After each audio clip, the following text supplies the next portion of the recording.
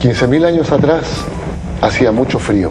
Enormes glaciares, al derretirse, originaban imponentes ríos que dificultaban el movimiento de las personas por esta parte de Chile. Se movían en un paisaje formado por praderas y milenarios bosques de alerces. Y además en estos lugares había mamíferos gigantescos.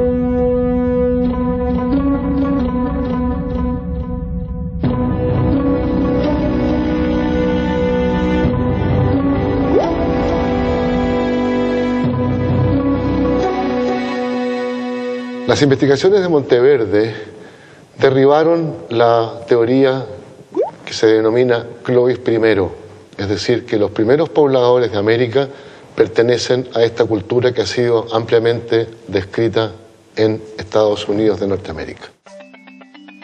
El poblamiento americano se origina hace unos 20.000 años atrás con personas que vienen desde el norte.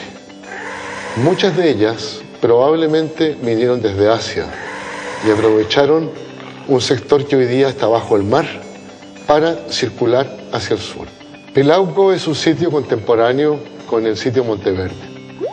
Monteverde es un campamento, Pilauco es un sitio donde se está obteniendo alimento. Este sitio fue descubierto en el año 86. Aquí precisamente iban a construir una casa. Los trabajadores, al hacer estas calicatas para hacer las bases de las casas, encontraron restos de megafauna. Encontraron restos de gonfoterios, restos de caballos y restos de miauquenes.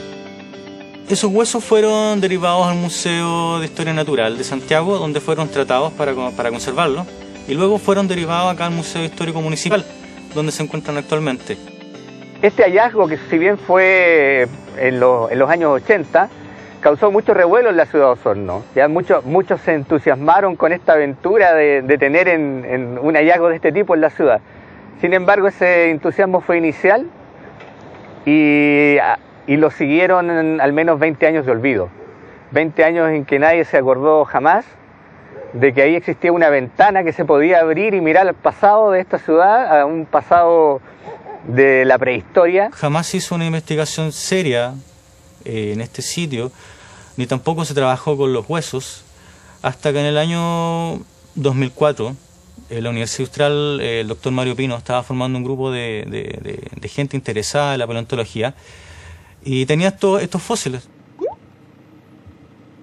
¿Qué podrías opinar tú respecto a la importancia que tiene esta excavación aquí en Pilauco? Yo voy a dejar de lado el lado prehistórico, porque no es mi campo, pero a mí me interesa mucho el impacto cultural que podría tener Pilauco en la ciudad. Yo creo que acá es como un nudo interesante entre sectores sociales distintos.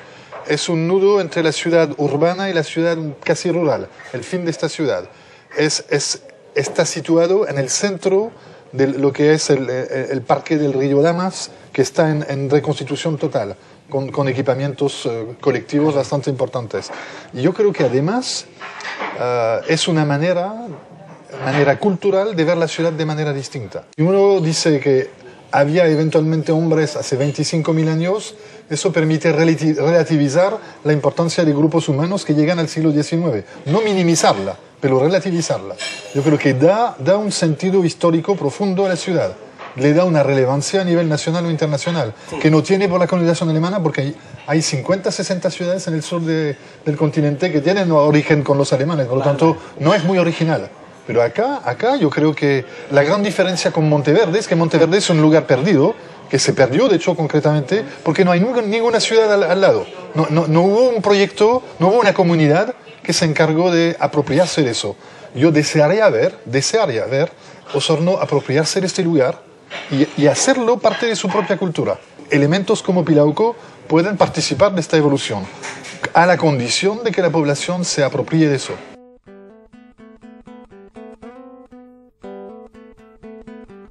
El Pleistoceno es la época más antigua de los tiempos recientes que denominamos el Cuaternario. Es el equivalente de las eras del hielo.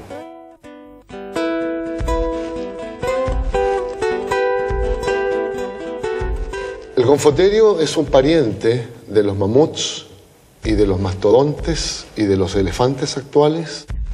Era un animal de no muy alta talla, pero extremadamente macizo. Los machos y las hembras se diferencian por la curvatura de las defensas, es decir, colmillos. Los gonfoterios son principalmente animales oportunistas. Esto quiere decir que en determinados lugares de Sudamérica se alimentaban de distintos tipos de plantas. En Chile, precisamente, se alimentaban de gramíneas y de hojas de arbustos y de árboles. Bueno, acá estamos en el laboratorio, donde hacemos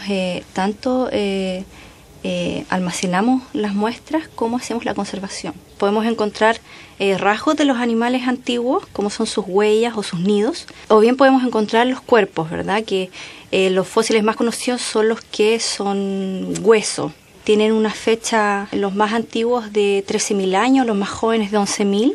Tenemos fósiles que están bien degradados, como estos, que parecen más bien una madera, ¿verdad? Y que no se puede apreciar bien. Y tenemos otros que son ya distinguibles, ¿verdad? Y podemos darnos cuenta que se tratan de parte de un animal. La extracción del cráneo fue la extracción más difícil que tuvimos. Por las dimensiones del fósil. Como se tratan de hueso, nosotros tenemos que hacerle todo un trabajo de protección para poder extraerlo.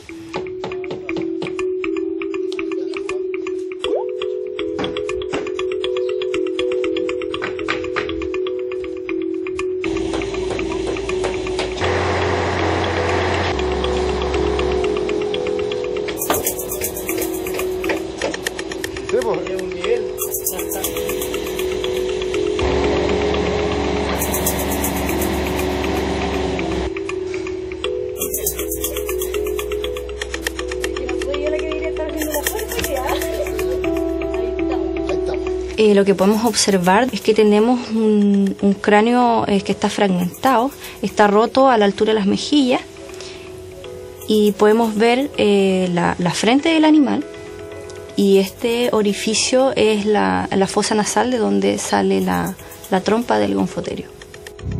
Bueno, los gonfoterios convivieron con perezosos gigantes, con caballos americanos. Aquí en el sitio no hemos encontrado todavía depredadores grandes, pero se presume probablemente hayan sido depredados por felinos de dientes de sable, como el Smiley.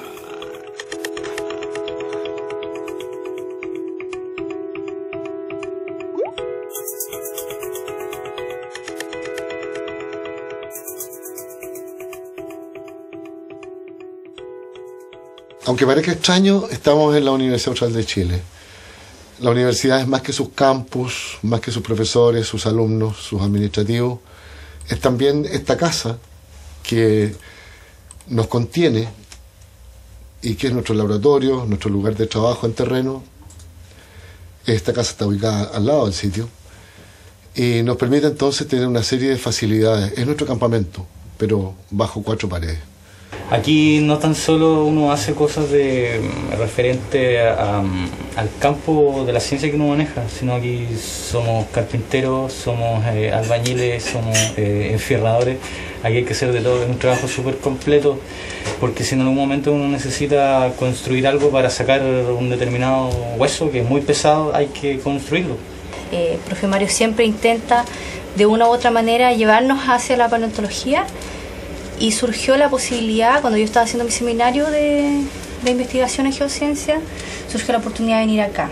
Y estas cosas que uno va aprendiendo, ¿cierto? De los errores también, de la toma de datos, etcétera, uno las las trata siempre de traspasar a los chicos que vienen entrando, que están aprendiendo, para que no cometan los mismos errores que cometimos nosotros. Y tenemos que empezar a entregar esta información porque en algún momento nosotros no vamos a estar y tiene que ir fluyendo la información para las próximas generaciones. Yo creo que haber conocido un poco el tema y el tema de convivencia de acá. Creo que la convivencia acá es agradable. Entonces cuando uno está en un lugar donde la convivencia es agradable, trabajar se te hace agradable.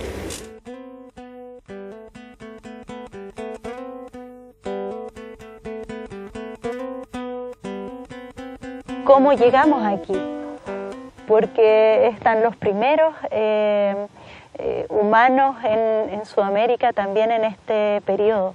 Concha blanca redonda, ese es un yeso que está protegiendo fósiles, huesos que están saliendo en esa zona. Estrictamente se habla de fósil cuando ya han pasado más de 10.000 años. El proceso es bastante particular. El cuerpo de un animal no tiene que sufrir carroñeo, o el carroñeo debe ser mínimo. Bueno, lo que pasó acá fue que los huesos de los animales de la megafauna, entre ellos el gonfoterio, fueron tapados por distintas capas de turba. Entonces estas capas formaron un vacío que evitó que estas bacterias aeróbicas actuaran sobre todo los huesos. Este es el río Damas, que es el río que genera las condiciones para la formación del sitio paleontológico Pilauco. En algún momento de la historia una de estas curvas queda abandonada, apartada del cauce del río y forma un pantano. Estos pantanos tienen condiciones anóxicas, que lo que significa es que no poseen oxígeno, y eso es lo que genera las condiciones favorables para que se fosilicen los animales que ahí perecieron y para que se forme, digamos, el sitio que actualmente estamos excavando. Uno le interesa mucho saber cuál es la posición de cada uno de los elementos, es porque es el estudio de la escena del crimen. Uno encuentra huesos, encuentra útiles, encuentra el cuchillo, y hay que armarse la historia, dónde estaba, qué hizo, de qué tamaño, hubo lucha o no hubo lucha, ese tipo de cosas se hacen, si es un trabajo de la escena del crimen. Bueno, una cuadrícula o unidad puede ser de distintos tamaños, ¿cierto? Aquí estamos viendo cuadrículas de 1 metro cuadrado. Esto es, digamos que es como un rompecabezas. Cada excavador trabaja en una cuadrícula y va rescatando información de ella, y al final toda esa información se ensambla por niveles. Más que los fósiles que se han encontrado, es cómo se han encontrado estos fósiles lo que nos importa a nosotros para investigarlo. Entonces, en el caso del cráneo, nosotros podemos ver que está súper fragmentado en la parte del occipital, que es como la nuca del animal, ¿verdad? Acá tienen los gonfoterios, los elefantes, que son los animales con trompa, los proboscidios, tienen esta cavidad que es donde se inserta un tendón para sostener el peso de la cabeza. Entonces esto es normal que esté acá, sin embargo estas partes de acá están fracturadas, están muy fragmentadas. Entonces es importante que nosotros vayamos centímetro por centímetro, trabajando siempre con herramientas de madera, ¿verdad? Tenemos como esta, o herramientas plásticas, para ir encontrando cada fragmento y registrarlo, porque lo importante es cómo están dispersos estos fragmentos, porque nos van a poder indicar si esto lo rompieron con una roca, o si esto se rompió de manera natural, o en qué momento de la muerte de este animal ocurrió la fractura. Los fragmentos, hay fragmentos que son muy grandes, ¿verdad? Y otros que son pequeños, y que esto luego se va a utilizar para la reconstrucción de este fósil. Hay huesos que están repetidos en esta serie de osamentas que encontramos, y el hueso importante que hemos podido detectar que está repetido es este, que es el atlas. Es la primera vértebra de los mamíferos, ¿verdad? Y nosotros encontramos una del 2007 y se volvió a repetir esta en la temporada del 2011, y eso nos indica que hay al mínimo 2 animales, 2 gonfoterios en este sitio. Uno de los conceptos fundamentales en una investigación de este estilo es poder establecer el tiempo, la antigüedad. Para eso nosotros empleamos el método de carbono 14 permite conocer la antigüedad de un resto que contenga el elemento carbono, porque este carbono radioactivo, que es el 14, el isótopo radioactivo carbono 14, se desintegra a una velocidad constante, ¿ya? Se origina en la atmósfera, se desintegra a una velocidad constante. Entonces, midiendo con un instrumento muy preciso la cantidad de carbono 14 que queda en la muestra en relación al carbono 12, es posible establecer la edad. Es impresionantemente desafiante el sitio porque tiene el encuentro del patrimonio natural y el patrimonio cultural juntos, ¿ya? Y eso, y además la edad, ya que está representando a los primeros colonos, imagínense, los primeros osorninos que llegaron acá, ¿ya? Los líticos que encontramos en el sitio de Pilauco son la primera evidencia que tenemos cultural de este lugar. A diferencia de Monteverde, que es el sitio, ¿cierto?, que hasta ahora era reconocido como el primer sitio de pobladores humanos tempranos en el centro-sur de Chile, que es un sitio habitacional, vale decir, los seres humanos vivieron ahí, ¿ya?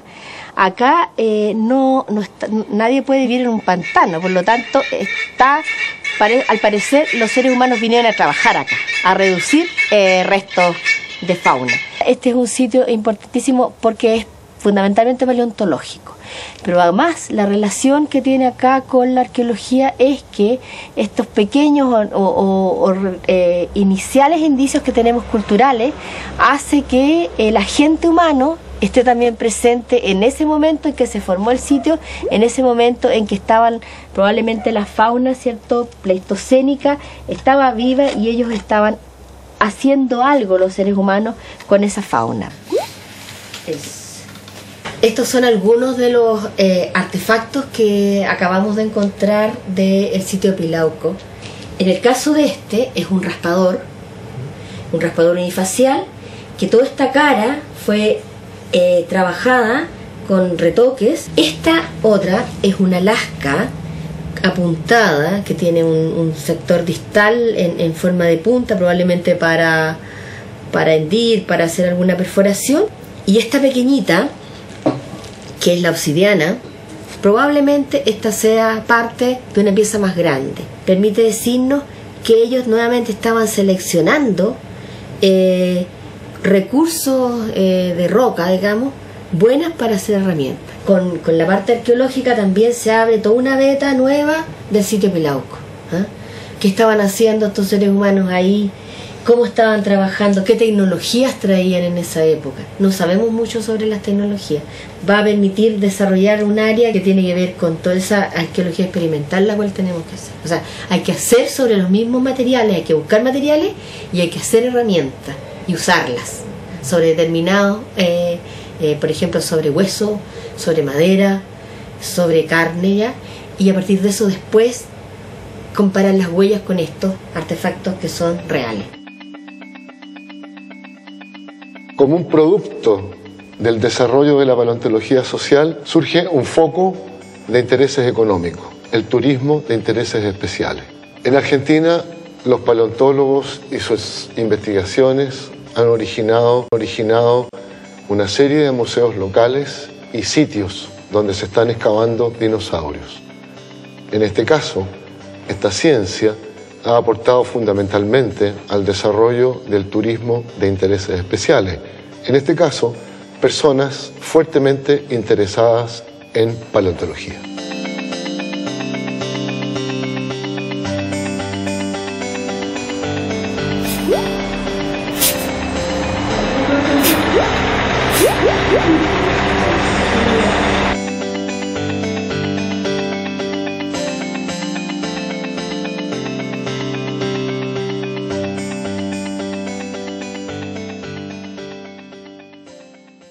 La historia de este museo en investigaciones paleontológicas comenzó con el hallazgo de un dinosaurio en particular, con el nombre de Argentinosaurus vinculensis.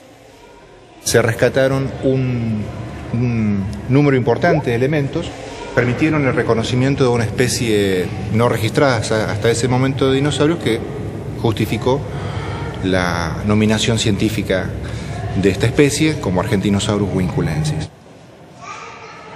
Si algo necesitábamos los científicos para poder preservar nuestro trabajo en el futuro y resguardar nuestro trabajo en términos de continuidad, era el apoyo de la comunidad.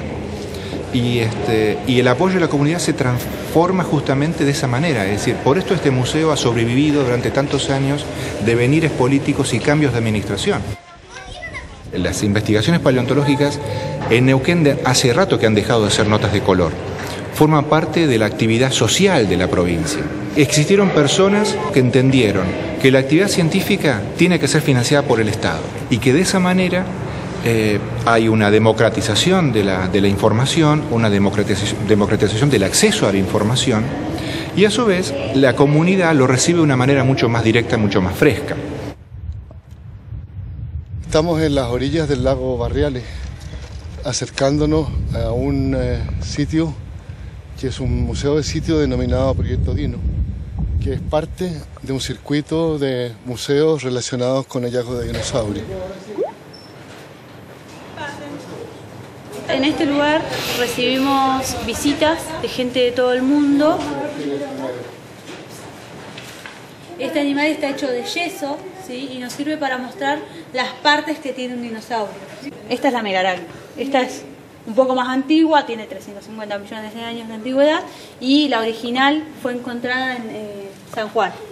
Es un dinosaurio carnívoro que, según los estudios, tenía varias características avianas, muy parecido a lo que son las aves actuales. Para la provincia, para mí es muy importante en el sentido de que es un destino turístico más y además de que es una riqueza paleontológica, algo que no está en otro lado. O sea, en otros lugares del país son excavaciones que se abren cada tanto, acá estamos trabajando todos los días para poder, digamos, aparte de dar información a la paleontología, aportar cosas, turísticamente lo que buscamos es que la gente se vaya de acá sabiendo, no solamente decir entré a un museo, fui, vi tal animal, me impresionó, sino que vea los restos fósiles, el trabajo antes del museo y pueda saber qué es la paleontología, que no solo es sentarte y ver un fósil, sino también es un poco más allá.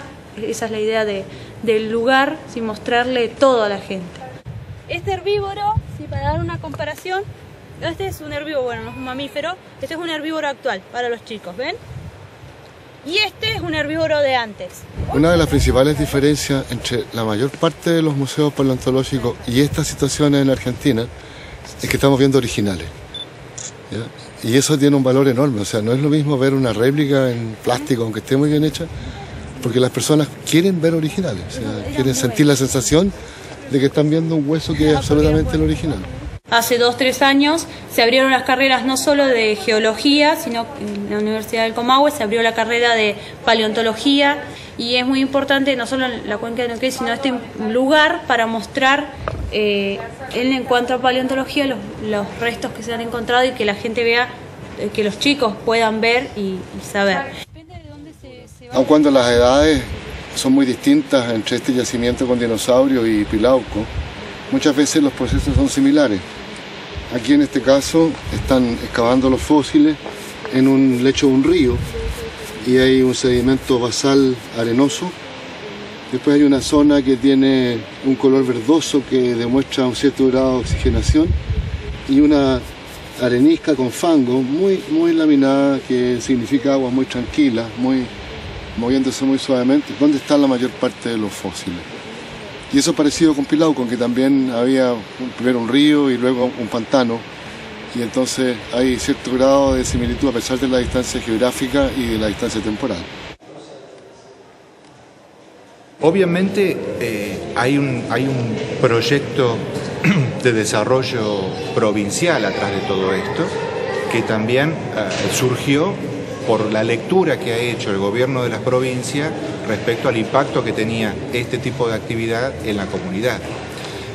Una provincia en donde su actividad turística se ha centrado durante años en la actividad en la nieve y en los lagos, básicamente. En invierno la actividad de esquí y en el verano la visita a los lagos cordilleranos. Vio que había parte de esta caudal de turismo que visitaba la provincia, que también estaba interesado en aspectos museográficos. Y en la mayoría de los museos de la provincia se cuentan con pequeñas exhibiciones o grandes exhibiciones de restos fósiles, de la historia pasada, de la historia geológica de la fauna y la flora que vivió en la provincia de Neuquén. Varias fórmulas sobre cómo poder potenciar esto, pero en mi experiencia personal yo creo que acá, digamos, siempre el sustrato en todas estas iniciativas ha sido una actividad científica sostenida, un producto científico riguroso y de reconocimiento internacional.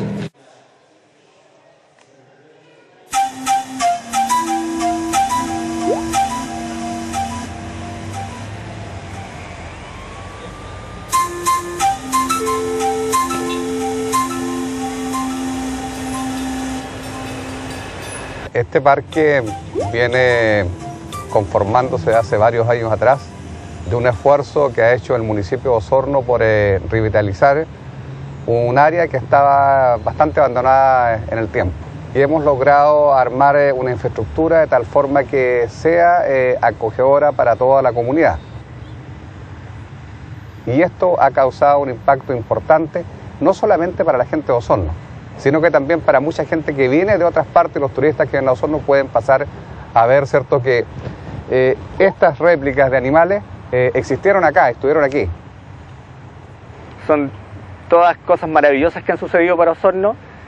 Pudimos abrir esta ventana y ver que esta ciudad tiene un pasado que se remonta a más de 14.000 años atrás, un sitio que está dentro de la ciudad y que permite articular proyectos importantes como este parque, donde la gente puede venir y saber que el caballo existía en América hace 14.000 años, que en Osorno era parte de la fauna abundante que existía, así como los gonfoterios o milodón.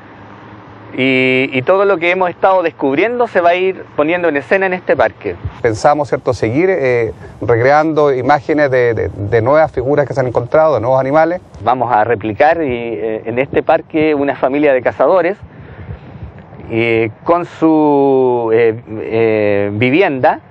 Pero además, ¿cierto?, tenemos considerado en el corto plazo construir un museo donde podamos exhibir cada una de las partes que hemos encontrado en los sitios científicos que han descubierto, ¿cierto?, las personas que están trabajando en ellos.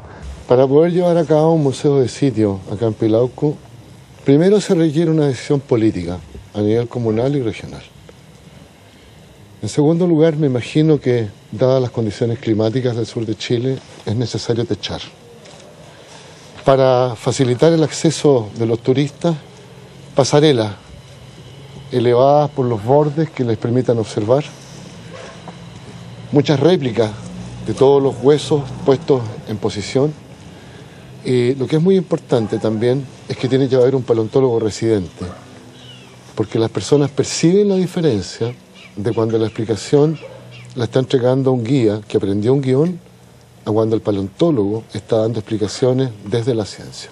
La función entonces que tiene la autoridad municipal hoy día y mañana y siempre es seguir potenciando este proceso, de poder seguir mostrando lo que aquí se encuentra, de seguir relevando, ¿cierto?, la investigación, el conocimiento, de tal forma que para quienes entienden de esto y quienes no entienden también, ¿cierto?, puedan venir a aprender lo que aquí se ha encontrado, ¿cierto?, y que es único en el mundo.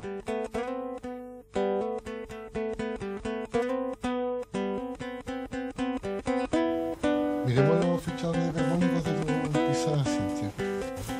Los descubrimientos paleontológicos asociados a Pilauco no tienen solamente el valor que para nosotros es normal, científico, de publicar artículos para informar a la comunidad científica, si esto no permea a la comunidad local, regional y nacional. Andina.